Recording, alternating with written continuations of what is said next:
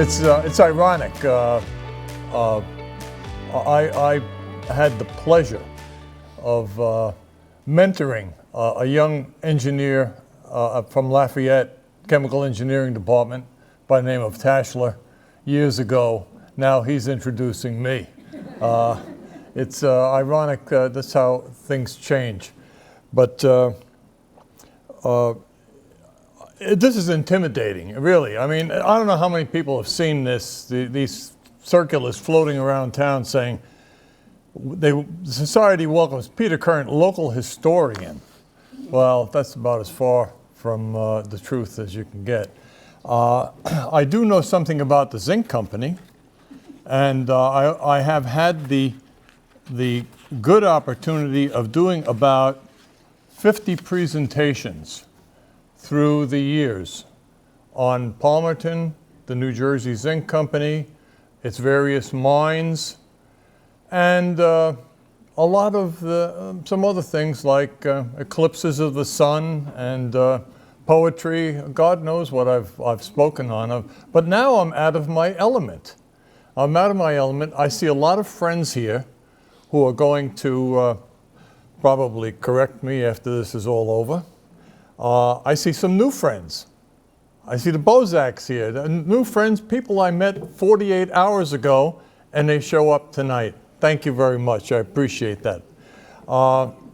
It's a joy, in a way, to talk about Palmerton, because Palmerton is really my home away from home. I come in every day. I don't work. I'm a professional volunteer. I'm next door, headquartered in the Heritage Center. And normally, if I do a presentation on a zinc company, I do it without notes. I may have some bullets. I may have some bullets on 3x5 file cards to keep me on track, but I kind of make it up as I go along because nobody knows whether I'm telling the truth or not. The problem with talking about history prior to the New Jersey Zinc Company is that a lot of this is new to me. So when I say I want to talk about history, I mean, there are people like Vince Hydro and Frank Whalen who could eat my lunch when it comes to local history.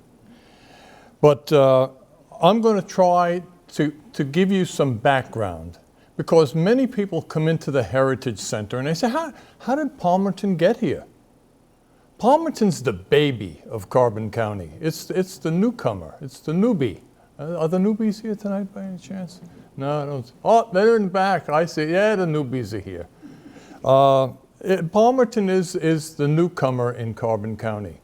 We can only trace our existence back to 1898. When you look at places like Lehighton, Jim Thorpe, go back much further than that. So what was it that attracted Stephen Palmer to come here? To create an industry in a town that is now appropriately recognized as a National Historic District. How did we get to be a National Historic District?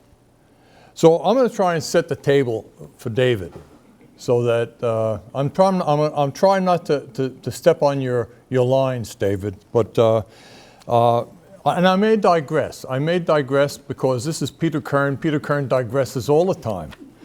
He never stays on track. We're celebrating what? Our 125th anniversary of our founding this year. What's it called? It's called a quasquicentennial. Now, where on earth did that word come from? Well, believe it or not, until 60 years ago, there was no generally accepted term for 125th anniversary.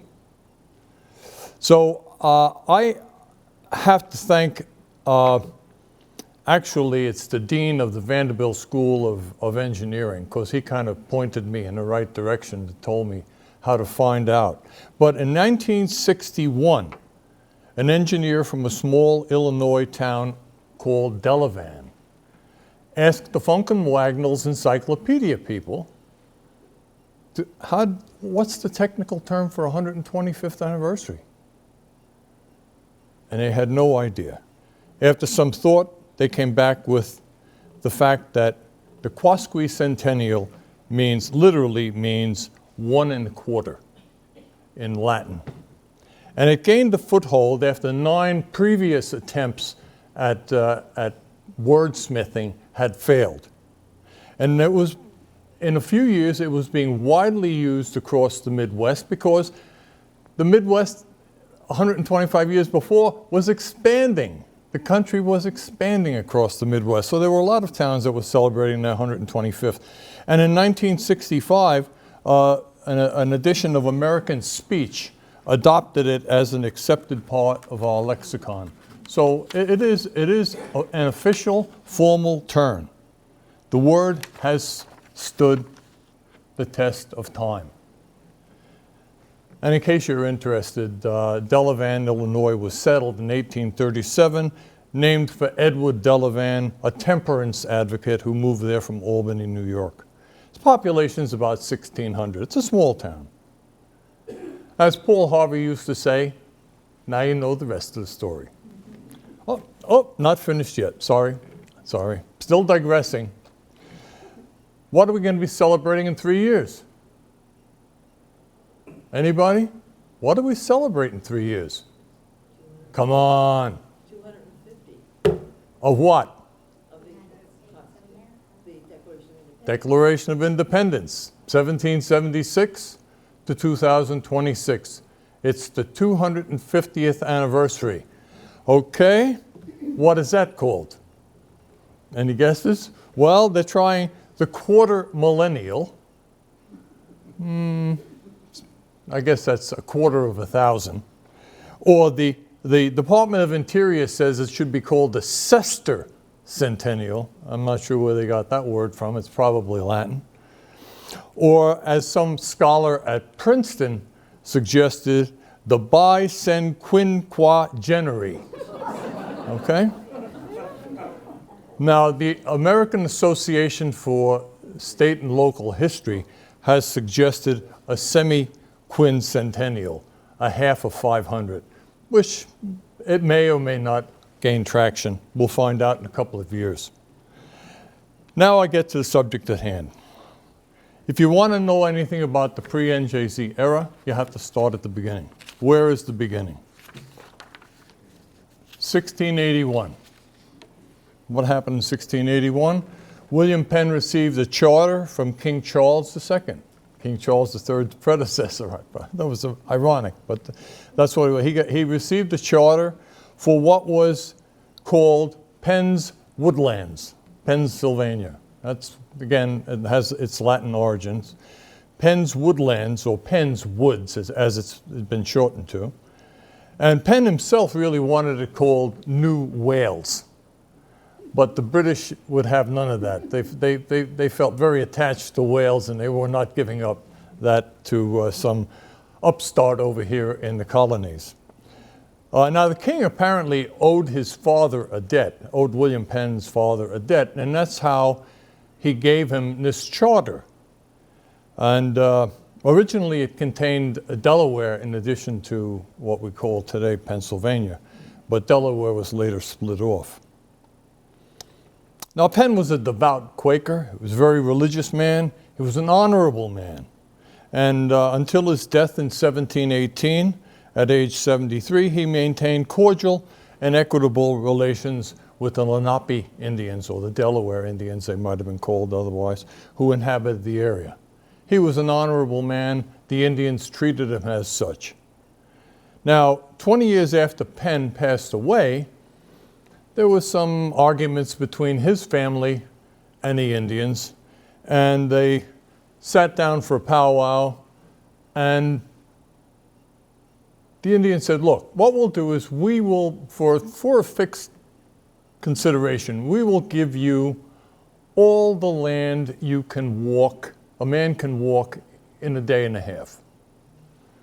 Figuring that was a fair amount. And of course, William Penn was honorable, so his family had to be honorable. They wouldn't cheat the Indians. They just went out and hired 6 Olympic runners. and they took twice as much land as the Indians had originally offered.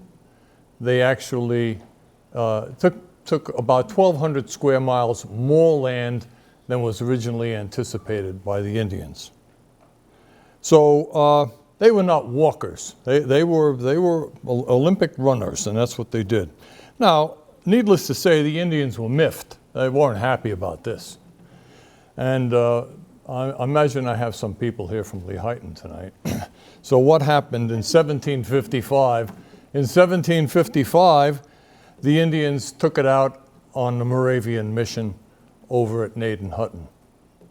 And that massacre is well documented, and I'm not going to go into it. The French apparently were instrumental in instigating the Indians because the French and the British were not getting along very well, and they figured any trouble that they could stir up among the colonists would be to their advantage. The massacre turned out to be the main reason for the guy with the kite. What's his name? Benjamin Franklin. Benjamin Franklin. Ben Franklin was ordered to take some troops from Bethlehem, bring them up to the Naden-Hutton area, and secure the area by whatever means was necessary.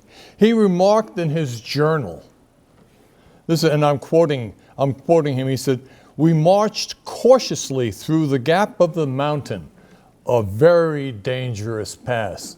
Apparently, Route 248, he doesn't know what Route 248 is like today. It's almost as bad. So Franklin arrived around January of 1756. By the way, he was a colonel. He was not a general or anything like that. And he moved his small army here.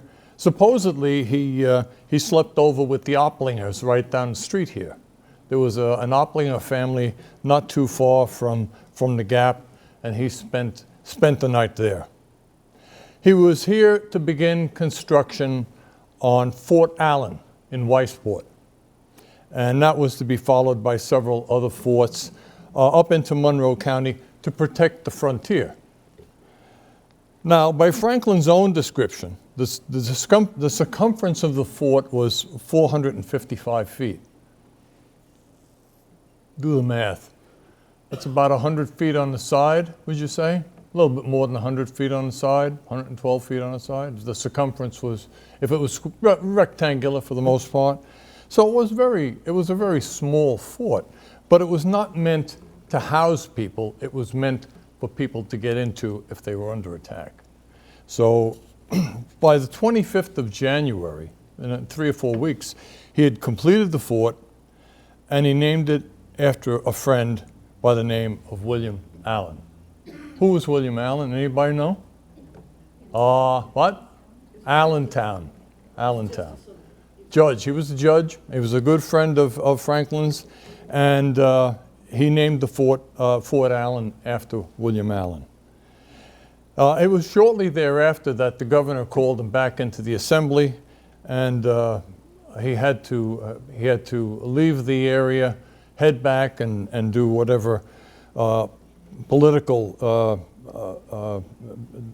things he had to take care of. Now, between that period of 1756 and 1776, matters were relatively quiet. I mean, there were occasional Indian uprisings or raids by small parties, but the Revolutionary War really took precedence over just about everything else until 1791. Anybody know what happened in 1791? There was an epidemic in Philadelphia. Maybe. I don't know about that. It was something more important than that. Somebody found some anthracite coal up in a place called Summit Hill. 1791. 1791, anthracite coal was discovered in Summit Hill, and large tracts of land were acquired by entrepreneurs from Philadelphia. And for the next 15 years, there was hectic activity it was like the California gold rush, except that it was here in Pennsylvania and it happened 50 years before the California gold rush happened. It was almost as valuable from the standpoint of what it meant to a growing nation. Erskine Hazard and Josiah White, those are names that are familiar to a lot of people here. When I came to Palmerton, I thought Hazard Road was called Hazard Road because it was dangerous. Little did I know at that time. It's basically named after Erskine Hazard, who was one of the founders of the Lehigh Coal and Navigation Company. And by 1818, the company was well underway with, it's actually quoted in literature as a gigantic operation in Mauch Chunk. I don't know what gigantic was like, but they used the word gigantic. And the area to the north of Mauch Chunk provided huge amounts of timber, and they built barges. The challenge of making the Lehigh River navigable was the key to moving the coal from Summit Hill to market. And what they did was they built some rudimentary dams and sluices, not what we call a canal, not what we think of as a canal today, and certainly not what it is in the sense of the Walnut Board Canal and their lock over there. Early on, it was just dams and sluices, and they moved it down. It was high tech. It was high tech. I forgot what it was. High tech. It was high tech. This is typical high tech at the time. Okay, but the barges that they moved were rudimentary. Asa Packer was a barge builder. Initially, he was a barge builder. So they wanted to move the material down, the coal down from Summit Hill, and they moved it. And again, this is a quote. I love this quote: by artificial navigation. Now, not artificial. No, it's not AI. It's AN. Artificial navigation. I guess that's what they referred to as moving it by canal. 365 tons was moved in the first year. It glutted the Philadelphia market. They hadn't expected that. But the navigation up and down the river was eventually solved. They had to get the boats back up. It wasn't just a question of getting them down, they had to get them back up.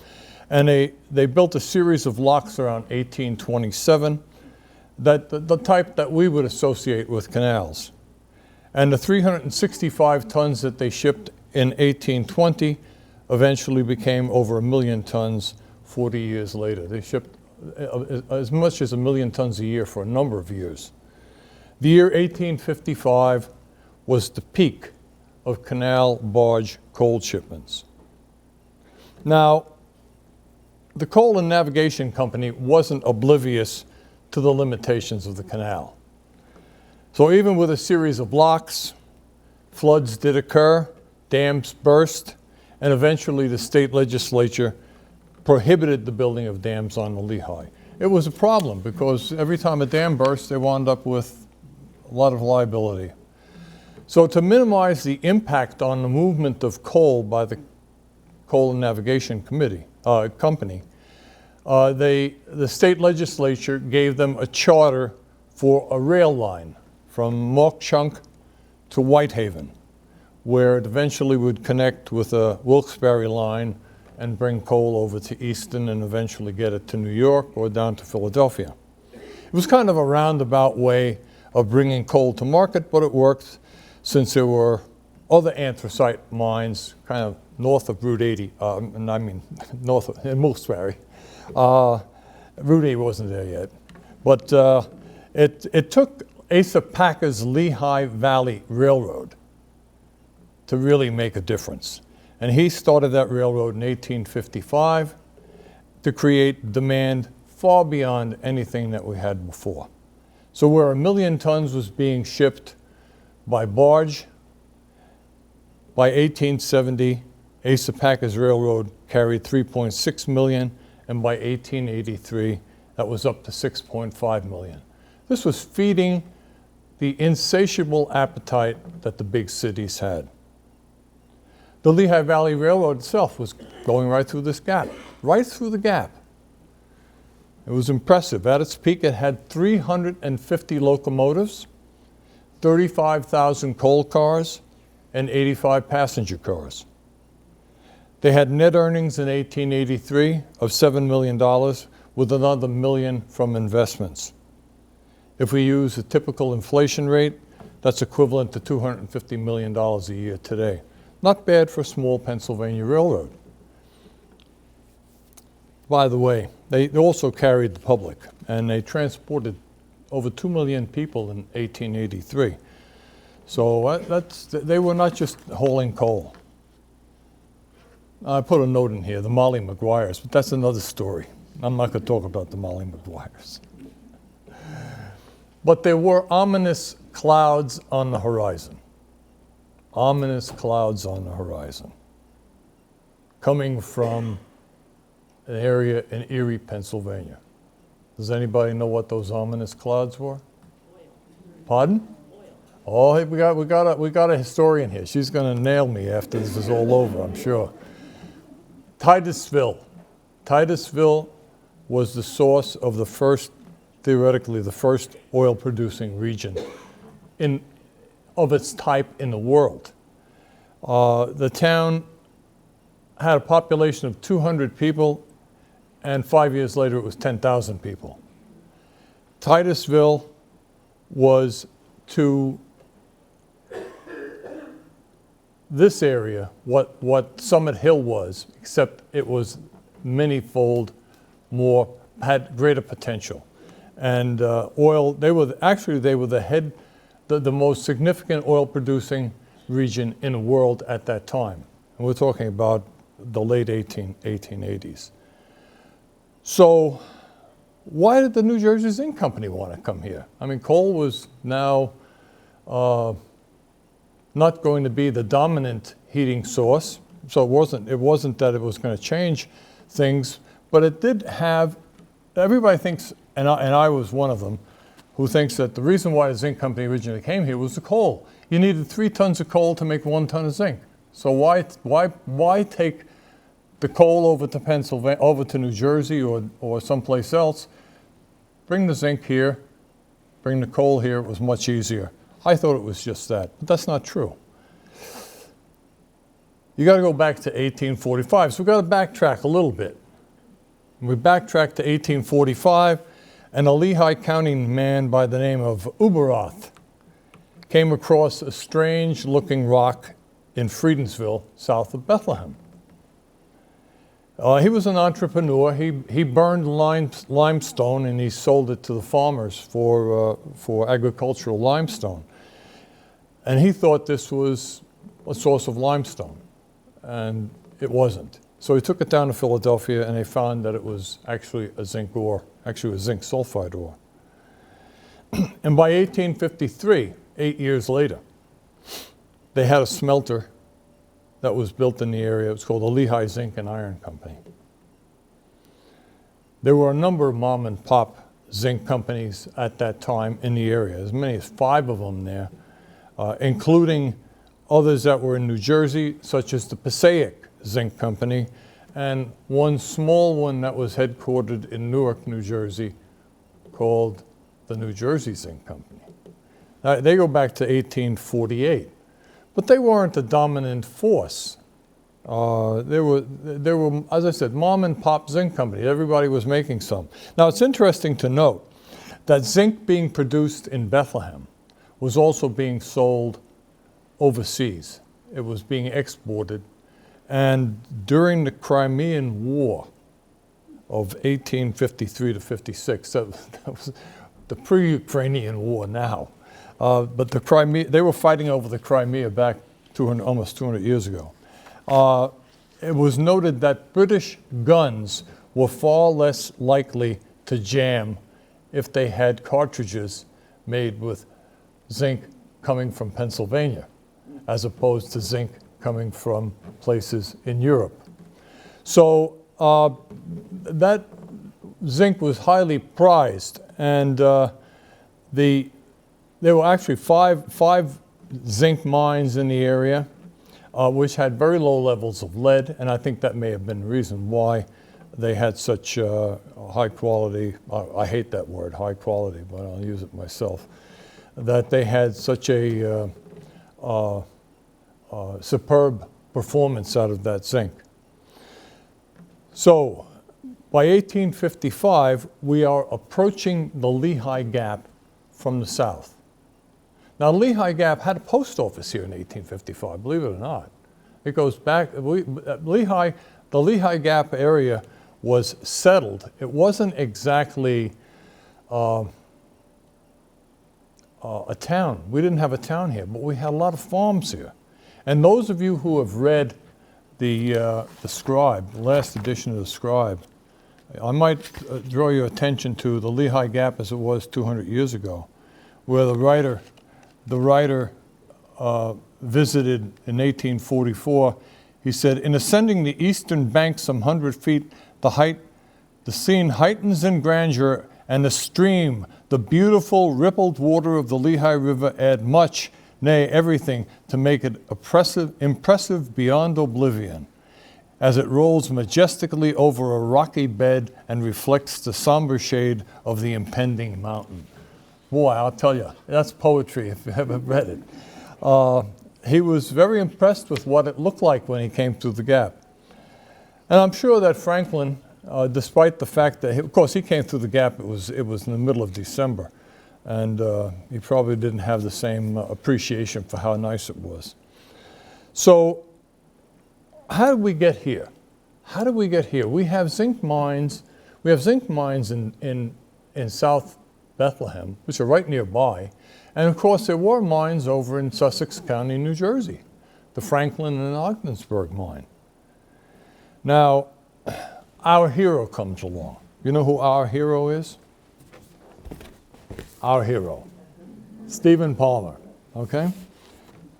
Stephen Palmer was born in 1853, and I'm not going to steal your thunder, David. I'm not going past 1898.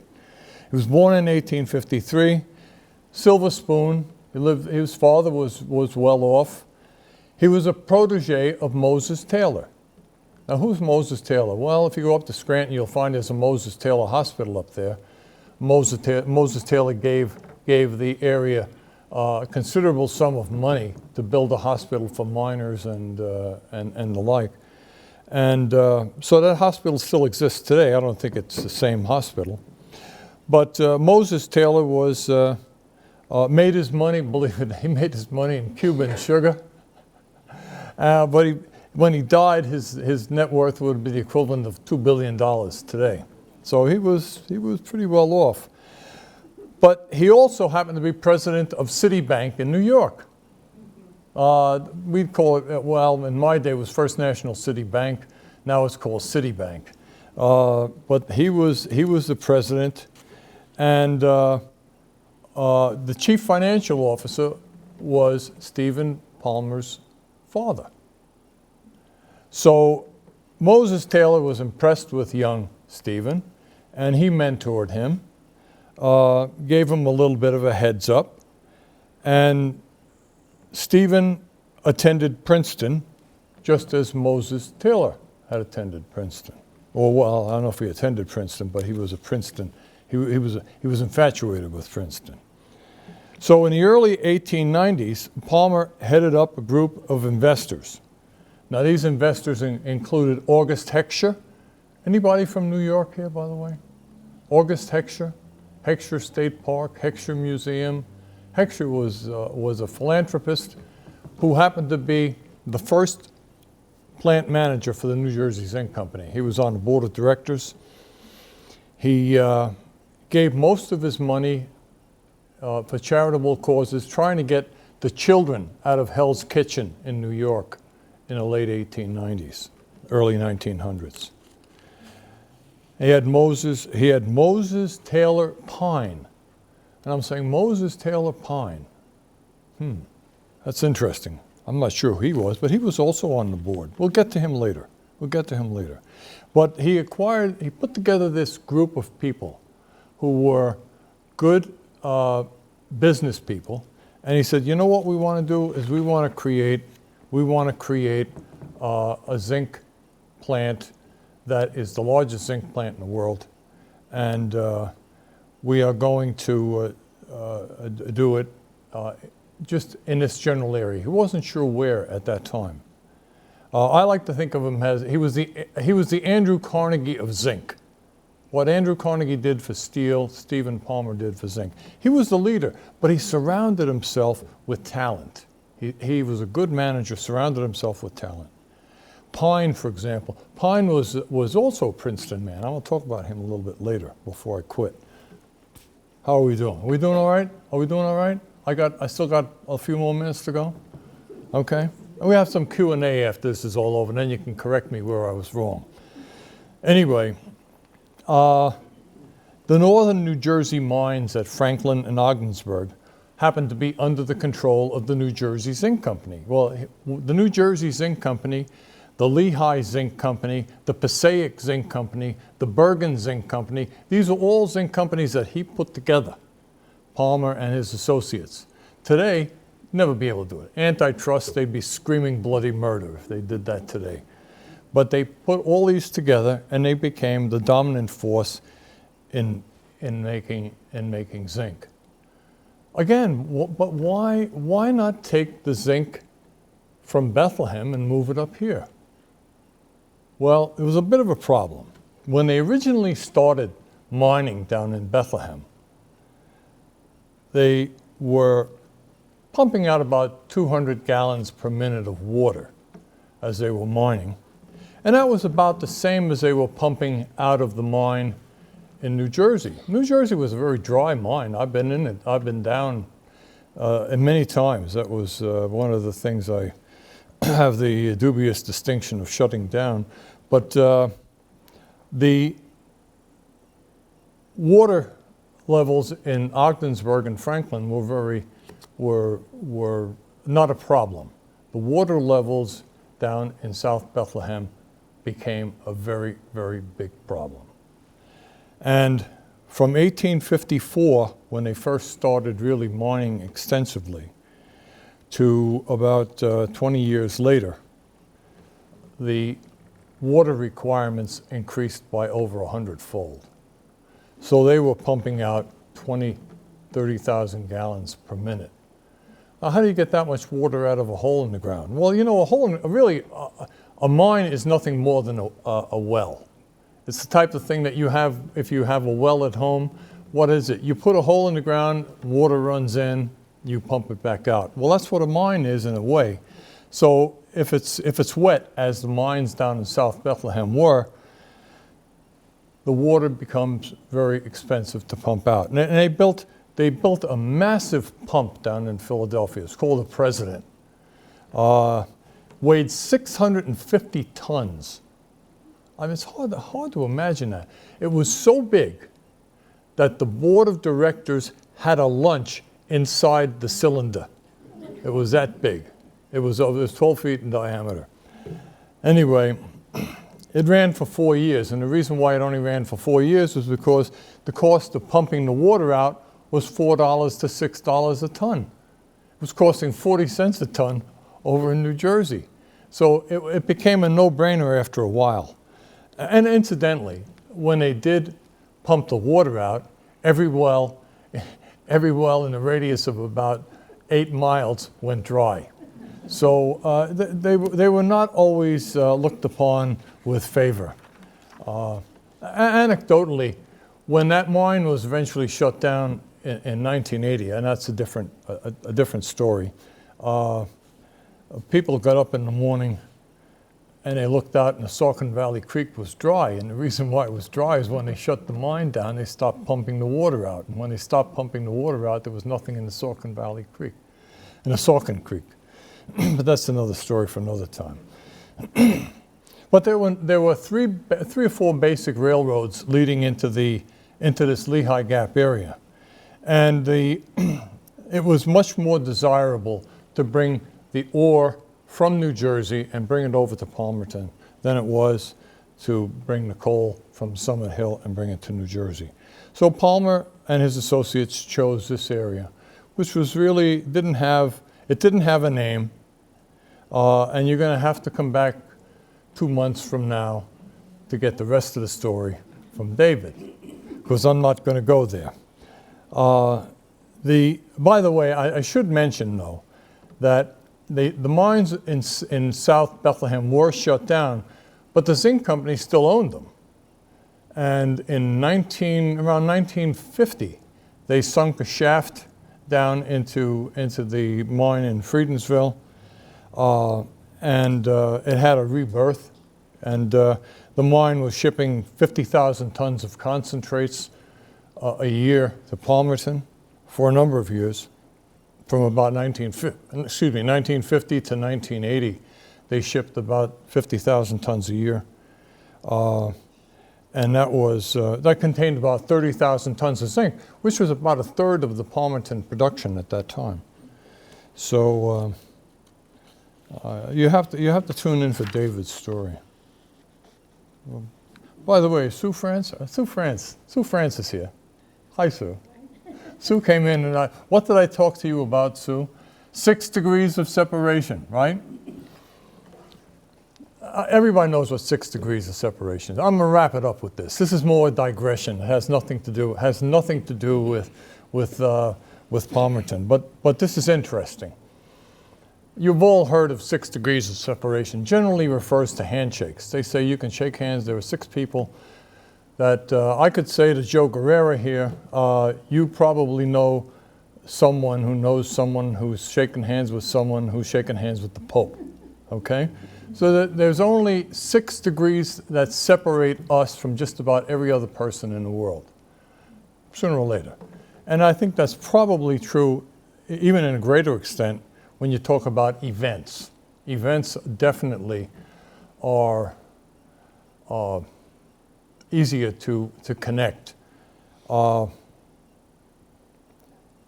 talked about Moses Taylor Pine. Now, Moses Taylor was Stephen Palmer's mentor. Mr. Pine, the young man that Moses Taylor had working for him, was enchanted with one of Moses Taylor's 2 daughters, and he married her, and Moses Taylor made him a 1/4 partner in his company. Now, Moses Taylor, the original Moses Taylor, was not very generous. He did give some money to build that nice hospital up there, but he was not a philanthropist. When he died, most of his money wound up going to his 2 daughters. And now we have Moses Taylor Pine, who comes along as a young child from that marriage with Moses Taylor's daughter, and he becomes a Princeton man. And now he's pretty well off because basically his grandfather left a lot of money to the family. And Moses Taylor Pine gave enormous sums of money to Princeton University. In fact, he gave so much money to Princeton University that Princeton can't even tell you how much he gave. It's incalculable. Back in the early 1900s, Princeton, like most other schools at that time, was suffering, making a budget. They'd get in touch with Moses Taylor Pine, and he'd write them a check. No thank you notes, nothing. Just write them a check for whatever they needed to balance their budget. He was extraordinarily generous. Now, Stephen Palmer was also, and so was Edgar Palmer. Edgar was Stephen's son, and Edgar was also a Princeton graduate. Stephen was a Princeton graduate. They were also very generous, but they had things named after them, like Palmer Stadium, Palmer. I was going to say Palmer Park Mall, but that's not. That's down in Easton. But Palmer had a number of things named after him at Princeton. You're not going to find things that were named after Moses Taylor Pine, except for one very significant piece of information, and that is the Moses Taylor Pine Honorary Award, which goes to the senior It's the highest distinction that you can receive as an undergraduate at Princeton University. It's called the Moses Taylor Pine Award. It's been given to people like Supreme Court Justice Sonia Mayor was one of the recipients of that award when she was an undergraduate at Princeton. Why am I mentioning this? Well, does anybody know who Scott Rosen is? Scott Rosen, the urologist? Yeah. Yeah, oh yeah, we got a yeah here from Carol. Right, Carol? You know who Scott Rosen is. Scott Rosen is one of the urologists in the area here. Scott Rosen, I could say Scott Rosen without any difficulty has that, fits in with that 6 degrees of separation to Stephen Palmer. Well, how is that? Well, Scott Rosen and his wife, lovely Debbie, had a son. Well, actually, they had 2 sons and a daughter. One son was brilliant, the next son was brillianter, and the daughter was brilliantest. Three very, very wonderful children. I mean, you couldn't know anyone better than that. But Alex was the oldest. Alex was the first one. And Alex went to Princeton. And what did Alex receive? He received the Moses Taylor Pine Award. And he also scored 2,400 on his SATs, believe it or not. And he won a Jeopardy! Program as well. And a wonderful, wonderful young man. I had the honor of meeting him when he was 10 years old, and I met him again a little later. And I'm sure he's in his 30s now. I think he's a doctor. But so the separation between Scott Rosen, Alex Rosen, the Moses Taylor Pine Award, and Stephen Palmer, who was an associate of Moses Taylor Pine, that's only 4 degrees of separation. So I just throw that in because Moses Taylor Pine, during his lifetime, he served on the board of 4 banks, 3 steel companies, 1 zinc company, 1 gas company, 1 insurance company, 8 railroads, 2 hospitals, 2 secondary schools, 2 YMCAs, and 4 Episcopal churches. Now that was during his lifetime, not all at the same time. I hope not, anyway. But he was a wonderful man, and I think that too little is known by people unless you Google him up and look for it. But or you happen to go to Princeton. Princeton, you go to Princeton, you'll know who Moses Taylor Pine is. But very few people know him otherwise. So that brings me to why we're here. We're here because Stephen Palmer had a vision. He surrounded himself with people like Moses Taylor Pine, August Heckscher, great people in their own right, very generous people in their own right. They shared Stephen Palmer's vision. They're all very progressive people. And I think that's why Palmerton was chosen, the area was chosen, and it was rightfully named after Stephen Palmer. It could just as easily have been named Heckscherville or Pineville, but Stephen Palmer was the leader and was appropriately named after him. So that brings me 50 minutes, roughly, more or less. Thank you very much. I appreciate it.